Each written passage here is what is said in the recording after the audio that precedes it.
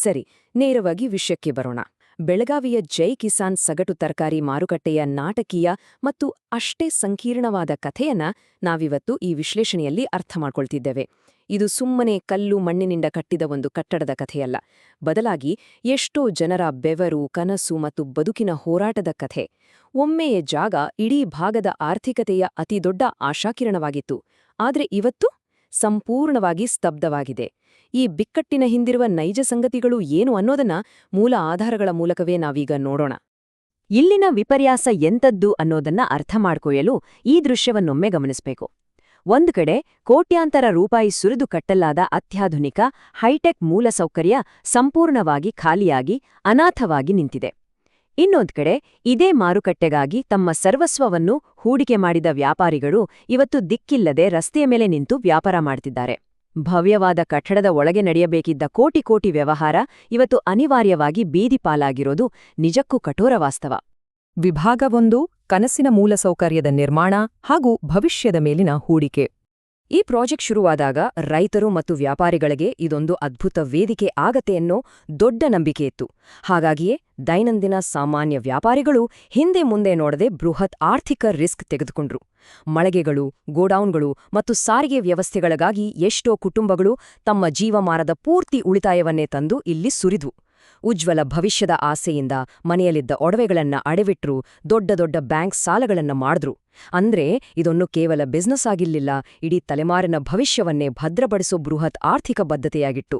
ವಿಭಾಗ 2: ಅಭಿವೃದ್ಧಿ ಹೊಂದುತ್ತಿರುವ ಆರ್ಥಿಕ ವ್ಯವಸ್ಥೆ.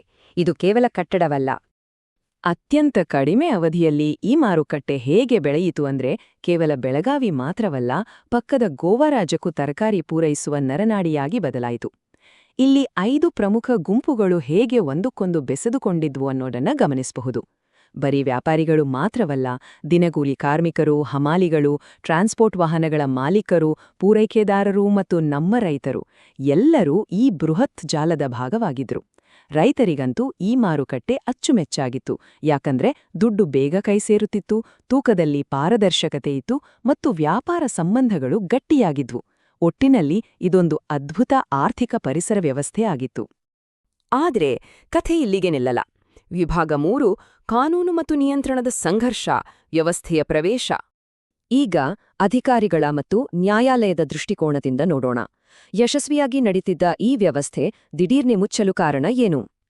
ಮೂಲಗಳ ಪ್ರಕಾರ ಭೂಬಳಕೆಯ ಅನುಮತಿಗಳು ಮತ್ತು ಮಾರುಕಟ್ಟೆ ನಿಯಂತ್ರಣಗಳಿಗೆ ಸಂಬಂಧಿಸಿದಂತೆ ಇಲ್ಲಿ ಸ್ಪಷ್ಟವಾದ ಉಲ್ಲಂಘನೆಗಳಾಗಿವೆ ಎಂದು ಅಧಿಕಾರಿಗಳು ಕಳವಳ ವ್ಯಕ್ತಪಡಿಸಿದರು.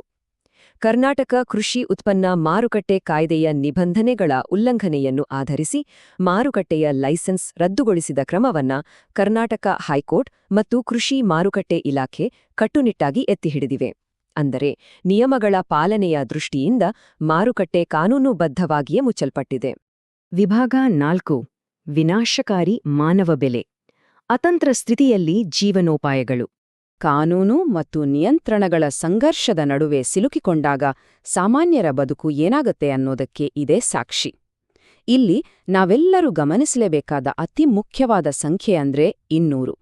ಇದು ಸುಮ್ಮನೆ ಒಂದು ಅಂಕಿಅಂಶ ಅಲ್ಲವೇ ಅಲ್ಲ. ಸರಿಸುಮಾರು 200 ವ್ಯಾಪಾರಿಗಳು ಮತ್ತು ಅವರನ್ನೇ ನಂಬಿಕೊಂಡಿದ್ದ ಲೆಕ್ಕವಿಲ್ಲದಷ್ಟು ಕಾರ್ಮಿಕರು ದಿಢೀರನೆ ಅತಂತ್ರರಾಗಿದ್ದಾರೆ. ಬಿಲ್ಡಿಂಗ್ ಬಾಗಿಲು ಮುಚ್ಚಿದ್ರಿಂದ ಕೇವಲ ವ್ಯವಹಾರ ನಿಂತಿಲ್ಲ, ಈ 100 ಕುಟುಂಬಗಳ ದೈನಂದಿನ ಅನ್ನದ ದಾರಿಯೇ ಬಂದಾಗಿದೆ. ಈ ಕುಟುಂಬಗಳು ಎದುರಿಸ್ತಿರುವ ಆರ್ಥಿಕ ವಿನಾಶ ಎಂತದ್ದು ಅಂತ ಸ್ವಲ್ಪ ಯೋಚನೆ ಮಾಡಿ. ವ್ಯಾಪಾರ ಸಂಪೂರ್ಣ ಕುಸಿದಿದೆ, ಕೋಟ್ಯಾಂತರ ರೂಪಾಯಿ ಹೂಡಿಕೆ ಮಾರುಕಟ್ಟೆಯಲ್ಲಿ ಲಾಕ್ ಆಗಿದೆ. ಆದ್ರೆ ಬ್ಯಾಂಕ್ ಸಾಲಗಳ ಇಎಂಐ ನಿಲ್ಲುತ್ತಾ? ಖಂಡಿತ ಇಲ್ಲ. ಅದರ ಜೊತೆಗೆ ಮಕ್ಕಳ ಸ್ಕೂಲ್ ಫೀಸ್, ಮಾರುಕಟ್ಟೆಯಲ್ಲಿನ ಹಳೆ ಸಾಲಗಳು, ಇವೆಲ್ಲದರ ಒತ್ತಡ ದಿನೇ ದಿನೇ ಹೆಚ್ಚಾಗ್ತಾನೇ ಇದೆ. ಬೇರೆ ದಾರಿಯಲ್ಲದೆ, ಮಳೆ ಬಿಸಿಲು ಎನ್ನದೆ ಇವತ್ತು ಇವರೆಲ್ಲರೂ ರಸ್ತೆ ಬದಿಯಲ್ಲಿ ವ್ಯಾಪಾರ ಮಾಡುವಂತಾಗಿದೆ. ರಸ್ತೆಗಿಳಿದು ಹೋರಾಟ ಮಾಡುತ್ತಿರುವ ರೈತರು ಮತ್ತು ವ್ಯಾಪಾರಿಗಳ ಆಕ್ರೋಶದ ಮೂಲಧ್ವನಿ ಈ ವಾಕ್ಯದಲ್ಲಿದೆ. ಕನಸು, ಶ್ರಮ ಮತ್ತು ಹೂಡಿಕೆಯಿಂದ ನಿರ್ಮಿಸಲಾದ ಮಾರುಕಟ್ಟೆ ಅಸಹಾಯಕತೆಯ ಸಂಕೇತವಾಗಬಾರದು. ಅವರು ಯಾರ ಬಳಿಯೋ ಪುಕ್ಕಟೆಯಾಗಿ ಸಾಂತ್ವನ ಕೇಳ್ತಿಲ್ಲ, ಬದಲಾಗಿ ತಮ್ಮ ಪ್ರಾಮಾಣಿಕ ಶ್ರಮಕ್ಕೆ ನ್ಯಾಯ ಬೇಕು, ಪುನರ್ವಸತಿ ಬೇಕು ಮತ್ತು ಮತ್ತೆ ಬದುಕು ಕಟ್ಟಿಕೊಳ್ಳಲು ಒಂದು ನ್ಯಾಯಸಮ್ಮತ ಅವಕಾಶ ಬೇಕು ಅಂತ ಕೇಳ್ತಿದ್ದಾರೆ.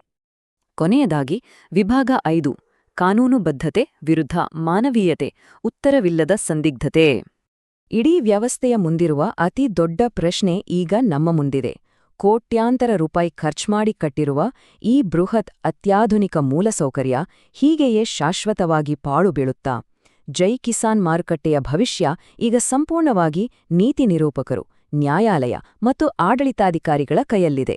ವಿವಾದಗಳನ್ನ ಬಗೆಹರಿಸಿ ಮತ್ತೆ ಈ ಜಾಗದಲ್ಲಿ ವ್ಯಾಪಾರ ಶುರುವಾಗುವಂತೆ ಮಾಡ್ತಾರಾ ಅನ್ನೋದು ದೊಡ್ಡ ಕುತೂಹಲದ ವಿಷಯ. ಅಂತಿಮವಾಗಿ ಈ ವಿಶ್ಲೇಷಣೆಯನ್ನ ಮುಗಿಸುವಾಗ ಈ ಒಂದು ಪ್ರಬಲವಾದ ಪ್ರಶ್ನೆ ನಮ್ಮೆಲ್ಲರನ್ನೂ ಕಾಡಲೇಬೇಕು.